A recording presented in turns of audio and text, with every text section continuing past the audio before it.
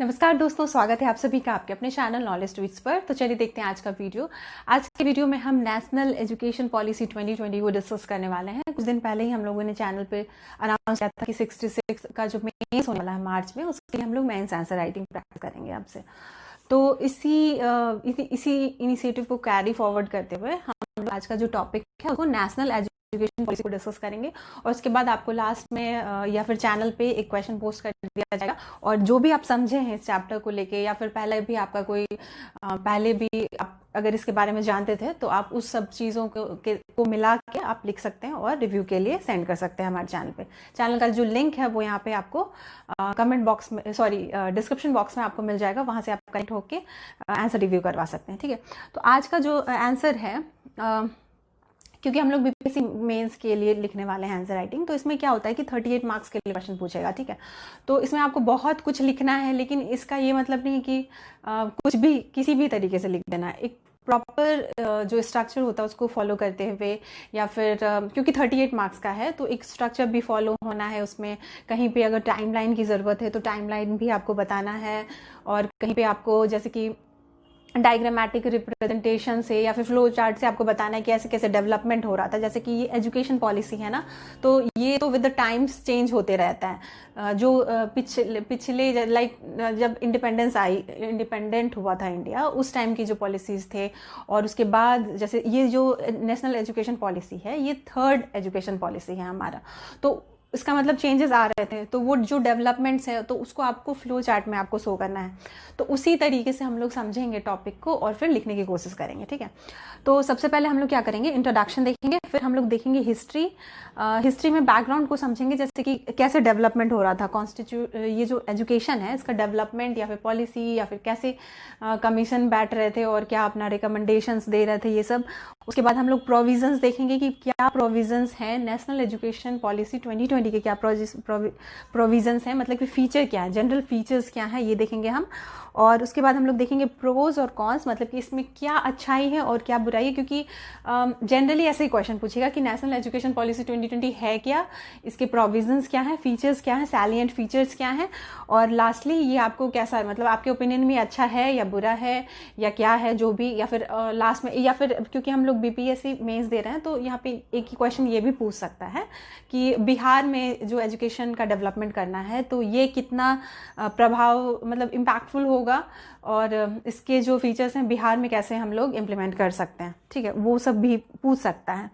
तो pros and cons में हम लोग पॉजिटिव साइड और इसका नेगेटिव साइड भी देख लेंगे और लास्ट में जो कंक्लूड करेंगे हम लोग वही होलिस्टिक तरीके से और इंक्लूसिव डेवलपमेंट होना चाहिए एजुकेशन के थ्रू बच्चों का।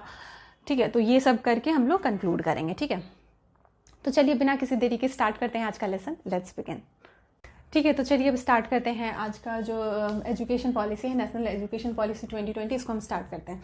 तो सबसे पहले इंट्रोडक्शन लिखना होगा हम लोगों को। अगर क्वेश्चन आता है कि what is national education policy 2020, तो इसमें हम लोग इंट्रोडक्शन देखेंगे तो लिखेंगे। तो इंट्रोडक्शन में हम लोग क्या लिखेंगे कि ये जो एजुकेशन पॉलिसी है इसका क्या एम है, ऐसे करके इंट्रोड्यूस कर सकते हैं। ठीक है, या फिर आप इससे स्टार्ट कर सकते हैं कि ये एक ऐसा पॉलिसी है जिसका फीचर है, थोड़ा सा शॉर्टकट में कंसाइज तरीके से लिख सकते हैं। अदरवाइज इसको आप अच्छे से लिख ही सकते हैं ऐसे कि national education policy 2020 is a policy that aims to make India a global knowledge super power. ठीक है, तो ये वाला जो कीवर्ड है ना ये आपको बहुत हेल्पफुल होगा। ग्लोबल नॉलेज सुपर पावर बनने का हमारा एम है, जो कि हम लोग कैरी फॉरवर्ड करेंगे नेशनल एजुकेशन पॉलिसी 2020 से। ठीक है, फिर ये क्या करता है, जैसे एम हो गया कि हम लोग ग्लोबल नॉलेज सुपर पावर बनना चाह रहे हैं, हमारा एम है ये। फिर ये इंट्रोड्यूस कर रहा है, ये क्या कर रहा है, ये इंट्रोड्यूस कर रहा है एजुकेशनल, जो हमारा एजुकेशनल सिस्टम है, जो कि कैसे हम लोग नर्सरी से लेकर 12 तक पढ़े हुए हैं। ठीक है, तो वो जो एजुकेशन सिस्टम है या फिर ग्रेजुएशन, पोस्ट ग्रेजुएशन, पीएचडी, ये सब भी, तो ये जो एजुकेशन सिस्टम है इसको चेंज करने की कोशिश की जा रही है। ठीक है, इंट्रोड्यूस करेंगे हम लोग कुछ ऐसा एजुकेशनल पॉलिसीज, चेंजेस ऐसे लाएंगे जो कि हमारा प्री स्कूल से लेके जो कॉलेज सिस्टम है सबको चेंज करके रख देगा। ठीक है, और भी क्या है इसका जो नेशनल एजुकेशन पॉलिसी है, इसमें एक और बहुत इंपॉर्टेंट एक कैरेक्टरिस्टिक फीचर है, उसको भी आप लिख सकते हैं, जैसे कि क्या है, जैसे कि आप यहाँ पे लिख सकते हैं कि इसमें एक और चीज़ है, जो हमारा ministry of human resource development था उसको नए तरीके से रिवैम्प उसको भी करेंगे, और मिनिस्ट्री ऑफ एजुकेशन हो जाएगा उसका नया नाम। तो ये भी आप इंट्रोडक्शन में लिख सकते हैं। और ये वाला जो एजुकेशन पॉलिसी था, नेशनल एजुकेशन पॉलिसी 2020, ये हमारा थर्ड रिवैम्पिंग हुआ है एजुकेशन पॉलिसीज़ में। ये थर्ड रिवैम्पिंग है। पहला हुआ था कब? 1968 में, वहाँ पे आप देख रहे हैं। फिर 1986 में, 1968 और इसको जस्ट रिवर्स कर देंगे तो 1986, और अभी हम लोग 2020 में हैं। मतलब कि after 34 years we have brought a new system, or a new system, a system that will aim to make India a global knowledge super power। ठीक है, तो ये ऐसे करके हम लोग इंट्रोडक्शन लिख सकते हैं। सबका अलग अलग तरीका होगा। ये जो मेन फीचर्स है ना, ये इंट्रोडक्शन में डाला जा सकता है। ठीक है, फिर नेक्स्ट है हिस्ट्री। हिस्ट्री बैकग्राउंड में हम लोग देख लेते हैं। देखिए, सबसे पहले क्या हुआ था कि ये जो यूनिवर्सिटी एजुकेशन कमीशन आया था वो 1948-49 में आ गया था। फिर सेकेंडरी एजुकेशन कमीशन बैठा था 1952 से लेके 53 तक। तो इसको बहुत डिटेल में जाने की ज़रूरत नहीं, क्योंकि क्वेश्चन तो नेशनल एजुकेशन पॉलिसी पे पूछा है ना, तो ये बस आप हिस्ट्री में या ऐसे टाइमलाइन आप शो कर सकते हैं। ठीक है, 1964 से लेके 66 तक कोठारी कमीशन बैठी थी। फिर वो सब सारा रिकमेंडेशन को लेके चेंजेस आया। फिर 1968 में पहला पॉलिसी बना हमारे इंडिया का, नेशनल पॉलिसी ऑन एजुकेशन बना था 1968 में। फिर क्या हुआ था 1976 में 42nd कॉन्स्टिट्यूशनल अमेंडमेंट एक्ट आया था, जिसमें कि क्या होता था कि ये जो एजुकेशन है वो स्टेट लिस्ट में हुआ करता था। फिर उसको क्या कर दिया गया, उसको चेंज कर दिया गया और उसको कंकरेंट लिस्ट में डाल दिया गया। ठीक है, तो ये हो गया। उसके बाद 1986 में क्या हुआ, नेशनल पॉलिसी ऑन एजुकेशन फिर से आया, दोबारा आया, और उसके बाद उसको मॉडिफाई कर दिया गया 1992 में। फिर 2016 में TSR सुब्रमण्यम कमेटी बैठी थी, और 2019 में डॉक्टर कस्तूरी रंगन कमीशन भी बैठी थी। तो ये वाला जो कमीशन है, डॉक्टर के कस्तूरी रंगन कमेटी, इन्हीं के जो रिकमेंडेशंस आए थे वो सारा ही कुछ उनके ही रिकमेंडेशन पे बेस्ड है हमारा नेशनल एजुकेशन पॉलिसी 2020। अभी हम लोग देखेंगे कि उनके क्या रिकमेंडेशन थे जो कि हम लोग इनकॉर्पोरेट कर लिए हैं अपने इसमें। ठीक है, तो इंट्रोडक्शन हो गया। इंट्रोडक्शन में आप लोग एक लाइन ये भी जोड़ सकते हैं कि ये जो हमारा नेशनल एजुकेशन पॉलिसी है 2020, this was based on the reports of, या फिर the reports of doctor Kasturi Rangan committee. ठीक है, ये भी आप एक लाइन लिख सकते हैं। तो ये सब बहुत इंपॉर्टेंट है और कीवर्ड्स के रूप में काम करेगा। क्या? Um, what changes it will bring, और इट इज़ बेस्ड ऑन किसके रिकमेंडेशन पे बेस्ड है। तो ये तीनों चीज़ों को आप इंट्रोडक्शन में लिख सकते हैं। हिस्ट्री हो गया। चलिए अब जल्दी से स्टार्ट करते हैं। प्रोविजंस देख लेते हैं, क्या क्या प्रोविजंस आए हैं इसके वजह से। ठीक है, इसके मतलब नेशनल एजुकेशन पॉलिसी में क्या क्या प्रोविजंस हैं उसको देखते हैं, देख लेंगे। प्रोविजंस देख लेंगे, मतलब मतलब फीचर्स हो या फिर ये की पॉइंट, सब कुछ यही है। ठीक है, तो कुछ को डिस्कस करते हैं अभी हम लोग। तो सबसे पहला है कि ये जो एजुकेशनल पॉलिसी है, न्यू एजुकेशन पॉलिसी 2020 है, इसका सबसे पहला जो प्रोविज़न है ये कहता है कि यूनिवर्सलाइजेशन ऑफ एजुकेशन कर देगा। ठीक है, मतलब कि जो भी ग्लोबल स्टैंडर्ड है एजुकेशंस में, एजुकेशन वाला जो सेक्टर है उसमें जितने भी ग्लोबल स्टैंडर्ड हैं उसको फॉलो करते हुए इंडियन एजुकेशन सिस्टम भी हो जाएगा, जिसके वजह से, और ये कहाँ कहाँ होगा, ये प्राइमरी से लेके सेकेंडरी जो लेवल है वो सबको चेंज कर देगा, ग्लोबल स्टैंडर्ड के बेसिस पे रहेगा वो। ठीक है, फिर नेक्स्ट पॉइंट ये है कि GER जो है उसको इंक्रीज करना है, 100% कर लेना है। कब तक? 2030 तक। ग्रॉस इनरोलमेंट रेशियो होता है GER।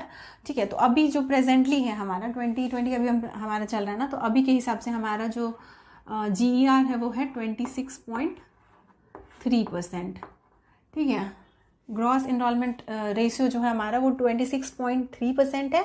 इसको बढ़ा के 100% कर लेना है। इसका ये मतलब है कि गवर्नमेंट क्या सोच रही है कि हमारा जो एजुकेशन पॉलिसी है इसके वजह से हमारे यहाँ लिटरेसी भी आए और नंबर ऑफ जो लोग हैं, लिटरेट लोग हैं, वो भी बढ़े। ठीक है, वो हो गया। नेक्स्ट पॉइंट जो है ये हम देख लेते हैं। इसमें क्या है कि हमारा पहला जो सिस्टम हुआ करता था, जो हम लोग पढ़े हुए सिस्टम में हैं, अभी तो यही लागू है ना, जब ये आएगा तो आएगा, जब ये लागू होगा तो लागू होगा। तो अभी जो हम लोग पढ़ रहे थे 10+2 वाला सिस्टम, इसको रिप्लेस कर देंगे और इसको कर देंगे हम 5+3+3+3+3 +4, ठीक है, ये सिस्टम हो जाएगा। तो इस सिस्टम में क्या क्या होगा, चेंजेस क्या होगा, ये कैसे है, तो ये है 3 से लेके 8 साल तक के जो लोग हैं वो लेवल ये वाला जो स्टेज है इस पे रहेंगे।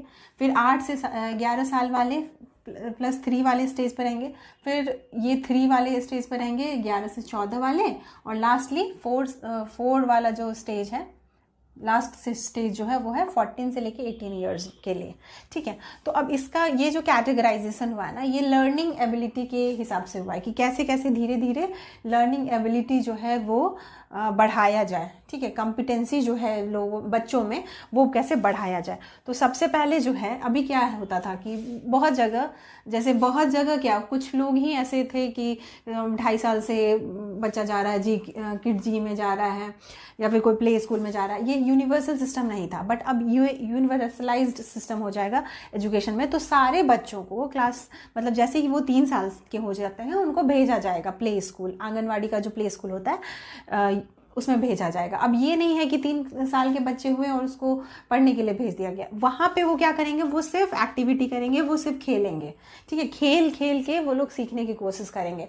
या फिर ऐसा भी होता था कि हम लोगों के टाइम में ऐसा होता था कि बच्चों को स्कूल जाने का मन नहीं कर रहा है, रो के जा रहा है वो बच्चा, या फिर उसके फिर पेरेंट उसको आ रहे हैं बोल रहे हैं चॉकलेट ले लो, ये ले लो, वो ले लो। अब इस तरीके से उसको ब्राइब करके स्कूल भेजा जाता था कि कैसे भी स्कूल चला जाए। अब क्या होगा, क्योंकि वहाँ पे खेलने के लिए भेजा जाएगा तो बच्चे को एक आदत भी लग जाएगा कि हाँ मतलब जाना है स्कूल, ठीक है। उसके बाद जब उसका पढ़ने का टाइम आएगा तो वो एडप्टेड रहेगा इस सिस्टम से कि स्कूल जाना होता है, बैग लेके जाना होता है और पढ़ाई करना होता है, ठीक है।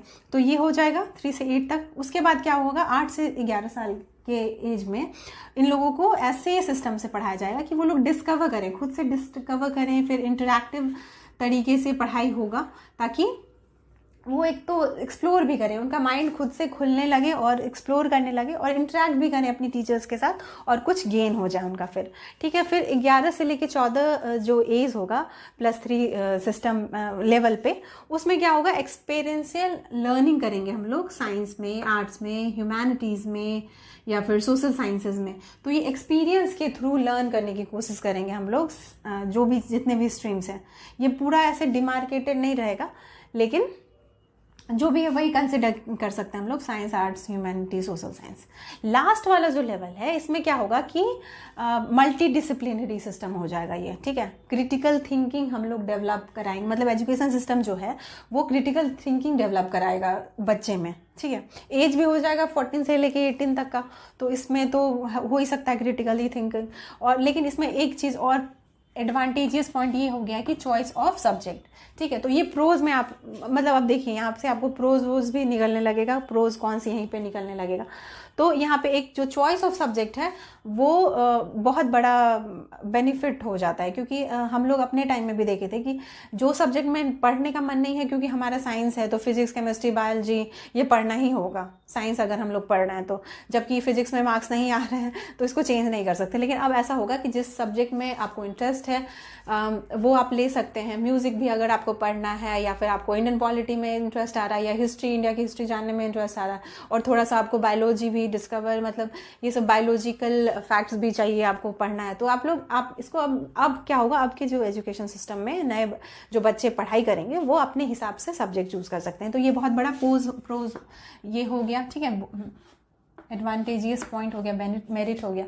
अब क्या होगा इसमें, इसके साथ क्या होगा कि एक और फैसिलिटी यहाँ पे दे दिया गया कि एग्जामिनेशन जो होगा ना ये ट्वाइस होगा, ठीक है। तो ऐसा क्या होता था, ऐसा होता था ना कि बच्चे ऐसे तो सीबीएसई बहुत अच्छे से मार्किंग और बच्चे पे प्रेशर नहीं आए, और ये जो बच्चे सुसाइड ये सब कर लेते हैं, प्रेशर नहीं हैंडल कर पाते हैं, तो वो सबको खुद से ही एक्सक्लूड कर रही थी। बट अब जो हमारा एजुकेशन सिस्टम है इसमें 2 बार मौका दिया जाएगा एग्जामिनेशन को पास करने का, ठीक है। सेमेस्टर वाइज पढ़ाई होगी तो एग्जामिनेशन भी दो बार होगा, तो उसमें पास करने की हो जाती है, और भी ऐसे रिलैक्सेशन तो मिल ही जाएगा, तो ये प्रेशर नहीं बनाएगा बच्चों के ऊपर। फिर नेक्स्ट जो है वो है कोर कॉम्पिटेंसी के लिए पढ़ाई जो अब होगा, ये इसलिए नहीं होगा कि आप मेमोराइज कर सकते हैं कि नहीं फैक्ट्स, और वही चीज़ को एग्जामिनेशन में पूछा जाएगा। आप ये जो स्टूडेंट हैं इनमें कॉम्पिटेंसी बिल्ड करने की कोशिश की जाएगी नए एजुकेशन पॉलिसी से, ठीक है। तो ये हो गया 3rd पॉइंट। हाँ, नेक्स्ट है स्कूल गवर्नेंस। स्कूल गवर्नेंस में क्या होगा कि एक इंडिपेंडेंट अथॉरिटी द्वारा इंडिपेंडेंट अथॉरिटी या इंडिपेंडेंट बॉडी बनेगी, जिसका क्या काम होगा, जिसका काम होगा एक्रेडिटेशन जो फ्रेमवर्क बनाना है वो बनाना। तो जो भी स्टैंडर्ड होना चाहिए, एजुकेशन का जो स्टैंडर्ड होना चाहिए, कहाँ पे फॉलो हो रहा है कि नहीं, या उसको कैसे रेगुलेट करें, ठीक है। तो ये सब के लिए एक बॉडी बन जाएगा, इंडिपेंडेंट बॉडी, जो कि मतलब स्कूल सिस्टम के गवर्नेंस को देखेगा। नेक्स्ट है वोकेशनल एजुकेशन। तो अब क्या होगा कि वोकेशनल एजुकेशन को भी इंट्रोड्यूस कर दिया जाएगा क्लास 6 में ही, क्लास 6 से ही हो जाएगा ये इंट्रोड्यूस। अब इससे क्या फ़ायदा होगा, देखिए हमारे यहाँ बेस क्या होता है ना कि जब हम लोग पढ़ाई कर रहे होते थे, हम ही लोग जब पढ़ रहे थे, तो बहुत अच्छे से हम लोग ऐसे क्लियर नहीं थे कि ये पढ़ेंगे और ये करेंगे, आगे करेंगे। कंफ्यूज रहता है, या फिर अगर खुद से ले पाए तो बहुत अच्छे, बहुत एक्स्ट्रा ऑर्डिनरी स्टूडेंट हैं, वो लोग को पहले से पता रहता है कि हाँ ऐसे ऐसे पढ़ेंगे, ऐसे ऐसे ग्रो करते रहेंगे, ऐसे ऐसे प्रोग्रेस होगा। बट बहुत सारे ऐसे स्टूडेंट हैं जिनको नहीं पता रहता है, तो वो अब क्या करते हैं, वो पेरेंट का जो एक्सपीरियंस होता है उस बेसिस पे स्ट्रीम्स ले लेते हैं और पढ़ाई करने लगते हैं। तो फिर बाद में नहीं हो पाता सक्सेसफुल, फिर दूसरा अपना जो ब्रांचेस है उसको चेंज करते हैं, या फिर अपना लाइन जो भी है चेंज करते रहते हैं, ठीक है। तो वहाँ पे क्या होता है, कन्फ्यूज़न होता है और बहुत टाइम भी वेस्ट होता है।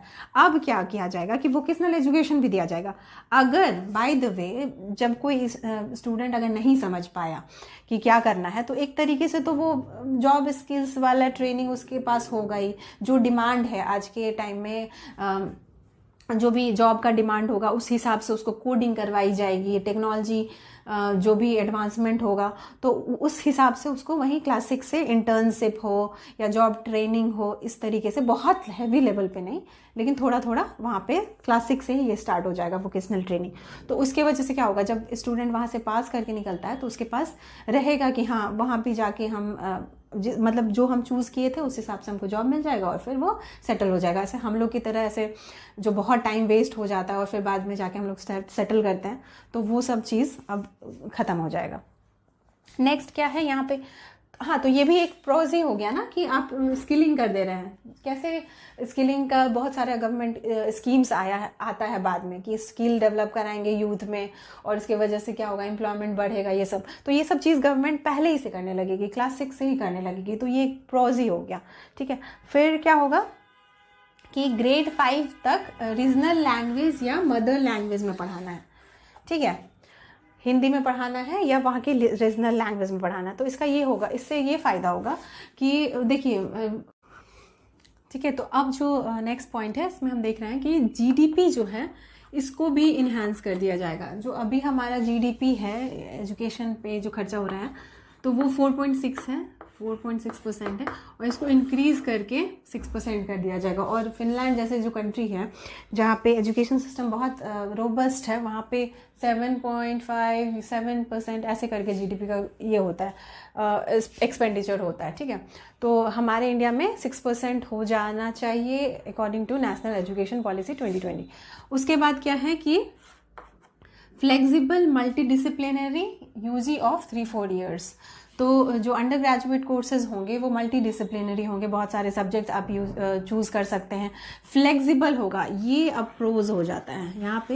ये जो पॉइंट है, ये जो फ्लेक्सिबल सिस्टम ऑफ ग्रेजुएशन होगा, ये फ्लेक्सिबल जो है ये प्रोज है, इसलिए क्योंकि अभी का क्या सिस्टम है कि जो हम लोग जैसे किसी का पढ़ाई बीच में रुक जाता है किसी भी वजह से, तो जैसे कि फर्स्ट ईयर सेकेंड ईयर कर रहे हैं ग्रेजुएशन में, और बहुत लोगों का हो गया जॉब +2 लेवल पे, ठीक है, CHCL का जॉब हो गया, तो वो लोग अब जॉब कर रहे हैं और पढ़ाई नहीं कर पाते हैं, तो वो हो गया। बहुत सारे वुमेन में या फीमेल सेक्शन में क्या होता है कि शादी हो रही है और पढ़ाई नहीं कर पा रहे हैं, तो जो पढ़े थे वो भी लैप्स कर गया था, मतलब अभी वाले सिस्टम में कर रहा था। बट अब क्या होगा कि जहाँ तक आप पढ़ लिए हैं, अगर वहाँ पे आप छोड़ भी देते हैं, तो जब आप वापस से रिटर्न होइएगा एजुकेशन, मतलब आपको फिर से और एजुकेशन लेना होगा, तो फिर क्या होगा कि वहीं से आप कंटिन्यू कर सकते हैं। जो पिछला आपका पढ़ाई था वो लैप्स नहीं करेगा। तो ये फ्लेक्सिबिलिटी जो है ये क्या हो जाएगी, ये प्लस पॉइंट हो जाएगा, प्रोज हो जाएगा। नाउ पीजी भी वही सिस्टम, अगर 1 साल 2 साल का पीजी होगा, जहाँ पे रुके थे वहाँ से फिर से कंटिन्यू कर सकते हैं। बहुत ये जो हायर एजुकेशन है इसमें तो बहुत कम है एनरोलमेंट रेशियो, तो इस चीज़ को भी बढ़ावा देने के लिए कि जैसे बहुत लोगों का पढ़ाई ग्रेजुएशन इज़ द मतलब ग्रेजुएशन जो है ये एलिजिबिलिटी है इंडिया में बहुत सारा गवर्नमेंट जॉब के लिए, तो बहुत लोग नहीं जाते हैं, पीजी नहीं करते हैं और फिर एमफिल नहीं, फिर पीएचडी नहीं होता है, ठीक है। तो इसके वजह से क्या हो रहा है, उधर का रिसर्च और डेवलपमेंट वाला जो वर्क है वो सब भी नहीं हो पा रहा है, ठीक है। तो इसके लिए क्या किया है गवर्नमेंट की, जहाँ पे पढ़ाई, ये भी वही सिस्टम है कि जहाँ पे पढ़ाई छोड़े आप उसको वापस से फिर वहाँ से कर सकते हैं। एमफिल वाला जो सिस्टम था इसको हटा दिया जा रहा है, ठीक है। अब एमफिल वाला जो कोर्सेज हो रहा था अब नहीं होगा, ठीक। नेक्स्ट, हाँ, अब कुछ कुछ बॉडीज़ हैं, ये ऐसे बॉडी का ऐसे ये सब बॉडीज़ एटोनॉमस इंडिपेंडेंट बॉडीज़ बनेंगी, और इसका क्या है कि ये सब का नाम है और नाम के बेसिस पे ही इसका आपको एक्सप्लेनेशन कर देना है, ठीक है। तो नाम जो भी है नाम बस याद रखना है यहाँ पे, और एक्सप्लेनेशन खुद ही होते जाएगा। तो यहाँ पे जो ये है national research foundation, national research foundation भी बनाया जाएगा नेशनल एजुकेशन पॉलिसी 2020 के तहत। और इसका क्या काम होगा, क्योंकि यहाँ पे क्या है रिसर्च फाउंडेशन है, तो जो भी रिसर्च वाला जो टेम्परामेंट होता है पीएचडी लेवल पे या फिर पीजी करने के बाद, या फिर पीजी वाले भी कोर्सेज में, साइंस के कोर्सेज में या फिर ह्यूमैनिटीज़ के कोर्सेज में भी जो रिसर्च होता है, ठीक है, तो उस चीज़ को और इनकरेज करने के लिए, उस चीज़ को और मोटिवेट करने के लिए ये वाला नेशनल रिसर्च फाउंडेशन बनेगा, ठीक है। National curriculum framework for teacher, तो ये भी बनेगा। और इसका काम क्या होगा कि जो टीचिंग लाइन में रहते हैं, टीचर्स होते हैं, उनका कुछ ईयर्स पे उन लोगों के लिए नया करिकुलम बनाया जाएगा, जो भी डिमांड्स है एजुकेशन में या फिर स्टूडेंट को सीखने की ज़रूरत है, उस हिसाब से फ्रेमवर्क प्रोवाइड करते रहेगा। ये जो नेशनल करिकुलम फ्रेमवर्क बॉडी बनेगा टीचर के लिए, ये नया कोर्सेज सब लाएगा, ठीक है। तो ये जो बनेगा ये एनसीटीई जो national council for teacher education है, with the help of NCERT, उसके रिकमेंडेशन के बेसिस पे ये काम करेगा। ऑल्सो ये जो टीचिंग बीएड वाला कोर्सेज है वो 4 ईयर का इंटीग्रेटेड कोर्सेज हो जाएगा इसके अंडर भी, नेशनल एजुकेशन पॉलिसी के अंडर भी। अब क्या है नेक्स्ट बॉडी क्या बनेगी, higher education commission for India, ठीक है। तो ये एक अम्ब्रेला बॉडी है। अम्ब्रेला बॉडी इसलिए है क्योंकि ये एक मेन बॉडी है जिसके अंडर बहुत सारा बॉडी है, 4 बॉडी है, ठीक है। 4 बॉडी है, उसका हेड बॉडी ये है higher education commission of India. ये क्या करेगा, ये रेगुलेट करेगा हायर एजुकेशन इंडिया में।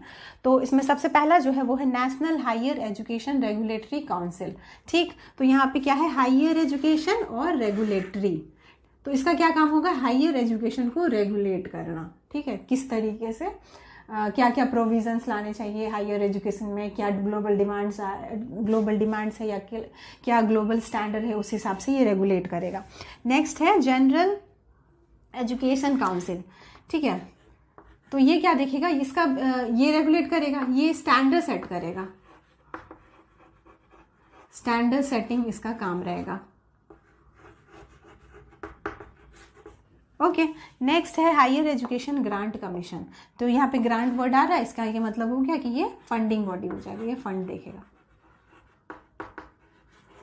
नेक्स्ट है national accreditation council for accreditation, तो ये चेक करेगा, जैसे यहाँ पे क्या हो रहा है, यहाँ पे स्टैंडर्ड सेटिंग हो रहा है, यहाँ पे रेगुलेशन हो रहा है, तो ये इसको जो एक्रीडिटेशन काउंसिल है ये चेक करेगा कि स्टैंडर्ड मीट हो रहा है कि नहीं, रेगुलेट हो रहा है कि नहीं अच्छे से, ठीक है। तो ये जो चारों हैं ये है इंस्टीट्यूशन, और इसका अम्ब्रेला बॉडी हो गया है higher education commission of India, ठीक है। लास्ट में एक और बॉडी बनेगा जिसका नाम है नेशनल असेसमेंट सेंटर, परख। ये क्या करेगा, ये जितने भी स्टूडेंट हैं उनका 360 डिग्री वाला जो होलिस्टिक रिपोर्ट बनाता है उस तरीके से रिपोर्ट बना के असेसमेंट करेगा स्टूडेंट का। असेसमेंट है यहाँ पे वर्ड, तो इससे निकल जाएगा असेसमेंट करेगा ये, लेकिन ये स्टूडेंट का असेसमेंट करेगा, ना कि जो भी ये सब एजुकेशनल इंस्टीट्यूशन है या टीचर है उसका नहीं, ये स्टूडेंट का असेसमेंट सेंटर होगा, ठीक है।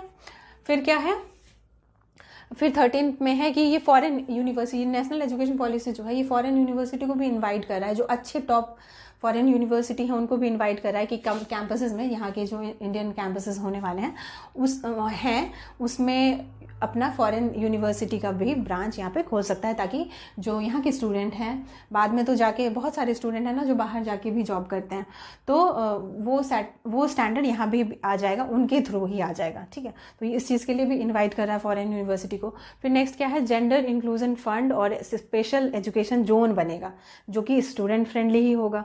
नेक्स्ट है national institution for Pali, Persian, Prakrit, Sanskrit. हाँ, तो ये एक इंस्टीट्यूशन है जो कि ऐसे जो लैंग्वेजेस हैं, पाली, प्राकृत, आप जान रहे हैं कि हम लोग एंशिएंट में पढ़ रहे थे, ठीक है, बुद्धिज्म के टाइम में, जैनिज्म के टाइम में, संस्कृत, ये सब जो वर्ड है, ये सब जो लैंग्वेज है, इसका इसको वापस से रिजुविनेट करना या फिर स्टूडेंट लोग को इनकरेज करना कि ये सब लैंग्वेज भी सीखे और ये सब लैंग्वेज फ्लरिश करे। इसलिए national institution for Pali, Persian and Prakrit और संस्कृत लैंग्वेज पे भी ध्यान दिया जाएगा कि उसको भी रिजुविनेट किया जाएगा। ठीक है, तो ये सारे प्रोविजंस थे। पहले हम लोगों ने 6 प्रोविजन देखे, अभी हम लोगों ने 15 प्रोविजन। ये तो मोर देन एनफ है आंसर लिखने के लिए।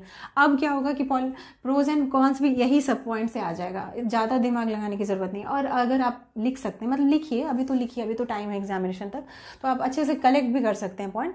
लेकिन जो भी प्रोविजन है ना वहीं से निकल रहा है। जैसे कि GDP 6% इंडिया के एजुकेशन सेक्टर पे एक्सपेंडिचर होने का है, तो ऐसा नहीं होना चाहिए कि ये सिर्फ पेपर पे है। इसको खर्चा, एक्सपेंडिचर होना चाहिए और डेवलपमेंट भी दिखना चाहिए कि एजुकेशन सेक्टर में ये डेवलपमेंट हो रहा है। पॉलिसीज जो बनती हैं वो सिर्फ पेपर पे रहती हैं और वो इम्प्लीमेंट नहीं हो पाती हैं। ये बहुत बड़ा लूप होल है। ठीक है, तो ये सब कॉन्स में आप डाल सकते हैं। और हाँ, यहाँ पे जैसे कि ना हमारा जो भी गवर्नमेंट पॉलिसी लाती है, इसलिए लाती है क्योंकि हमारे कॉन्स्टिट्यूशन में भी इसका प्रोविज़न है। तो हमारे कॉन्स्टिट्यूशन में DPSP ही है। ये आर्टिकल 39 में है और आर्टिकल 40 में है कि स्टेट की रिस्पॉन्सिबिलिटी है कि एक्सेसिबल होना चाहिए एजुकेशन या इक्विटेबल होना चाहिए एजुकेशन। तो ये स्टेट की जिम्मेदारी ही है। तो वो इस थ्रू दिख रहा है, एजुकेशन पॉलिसी जो है हमारा इसके थ्रू दिख रहा है। ऐसा नहीं है कि सिर्फ इसी के द्वारा, बट ये पॉइंट आप कंसिडर कर सकते हैं। जब कंक्लूजन आप करेंगे ना, तो कॉन्स्टिट्यूशनल प्रोविजंस डाल के अगर कंक्लूड करते हैं आंसर को, तो ये थोड़ा सा और जिम्मेदार टाइप का आंसर आपका बना देता है, रिस्पॉन्सिबल आंसर बना देता है।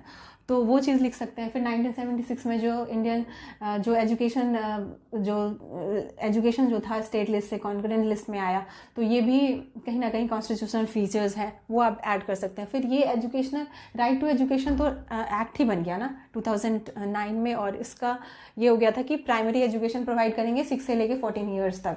तो ये सब कॉन्स्टिट्यूशनल प्रोविजंस को तो ये सब अगर कॉन्स्टिट्यूशनल फीचर्स अगर आप डालते हैं अपने आंसर में, तो वो थोड़ा सा जिम्मेदार, मतलब वही रिस्पॉन्सिबल आंसर बना देता है आपका।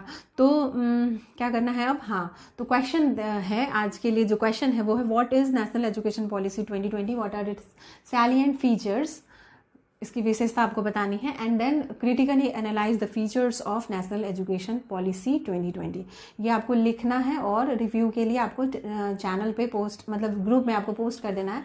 फिर रिव्यू करके आप लोग को मिल जाएगा कि कैसा, मतलब क्या क्या और चेंजेस आने चाहिए थे। टेलीग्राम चैनल का लिंक आपको यहीं पे डिस्क्रिप्शन बॉक्स में मिल जाएगा, वहाँ से आप जुड़ सकते हैं और रिव्यू करवा सकते हैं। और लास्टली, कोई टॉपिक अगर आप चाहते हैं कि वो डिस्कस हो पहले, अपने हिसाब से तो हम करेंगे ही, लेकिन अगर आप चाहते हैं कि आपके पास कोई चॉइस, मतलब आपके पास कुछ है कि हाँ ये होना चाहिए पहले, तो वो आप कमेंट बॉक्स में छोड़ सकते हैं। वो हम लोग फिर उसको ले लेंगे, जल्दी से उसको लेके उस पर लेसन बना दिया जाएगा।